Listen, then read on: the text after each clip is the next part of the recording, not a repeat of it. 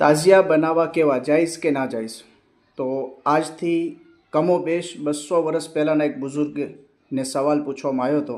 તો ઈમે જે જવાબ આપ્યો ઇન્શાલ્લાહ હું વર્સ કરું. મારી સામે કિતાબ છે ફતાવા ફકીહ મિલ્લત, અને એની પહેલી જિલ્દ અને સફા નંબર છે એના 53 અને 54. સ્ક્રીન ઉપર તમને કિતાબ દેખાતી હશે.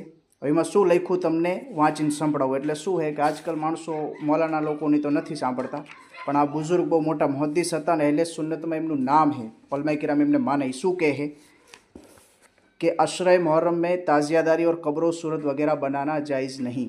अशर मुहर्रम એટલે કે મુહર્રમના 10 દિવસની અંદર તાઝિયા અને કબ્રો सूरत કોઈ પણ બનાવવું જાયઝ નથી. ताज़ियादारी जैसा कि बदमज़हब करते हैं बिदअत है, और ऐसे ही ताबूत कब्रों की सूरत और अलम वगैरह ये भी बिदअत है, और जाहिर है कि ये बिदअत सय्यिआ है, એટલે કે ખરાબ બિદત है, અને ખરાબ બિદત કરવી नाजायज़ गुनाह है. ये ताज़ियादारी जो बनाया जाता है ज़ियारत के काबिल नहीं, એટલે કે આ તાજિયા જે આપણે બનાવીને એ જોવાના કાબિલ નથી અને એના લાયક નથી. આપણે મોહમ્મદ તક તાજિયા દો સવાબનું કામ है, પણ આ બુઝુર્ગ શું ફરમાવે है कि ये ताज़िया जो बनाया जाता है ज़ियारत के काबिल नहीं.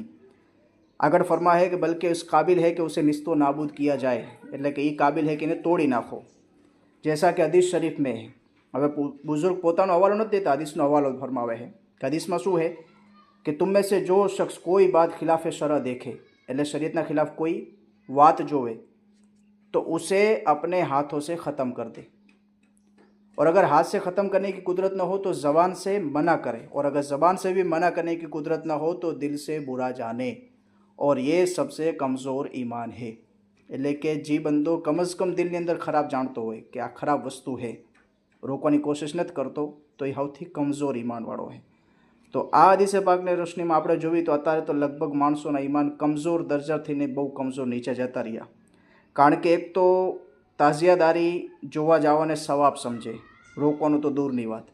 પછી એના અંદર પોતાની ઓરતોને 2 પડદા લઈને જવાની, પછી ઇમામે હુસેનનો ગમ મનાવવાનો તાજિયાની અંદર જઈને કે ભાઈ હું આમાં જઈશ તો ઇમામ હુસેન રાજી થશે. તો આનાથી મોટું કમઝોર ઈમાનવાળું કોણ કહેવાય. અને એક ખાસ વાત કે કોઈ પીર સાહેબ જો કાળો જબ્બો પહેરીને તાજિયાની અંદર જાતા હોય તો એનાથી તાજિયા જોવું જાયઝ નથી થઈ જતું. કારણ કે શરીયતમાં કોઈ પણ હુકમ દલીલ ત્યારે બનશે જ્યારે કુરાનથી સાબિત હોય, હદીસથી સાબિત હોય, યા હુઝુરના ફરમાનથી સાબિત હોય, યા હુઝુરના અમલથી સાબિત હોય.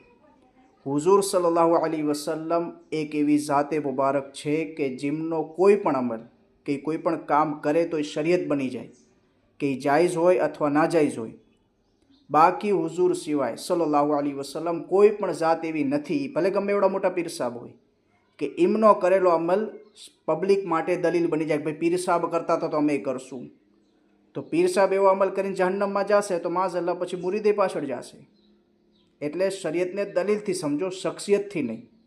અલ્લાહ પાક આપણાને સમજની તૌફીક આપે.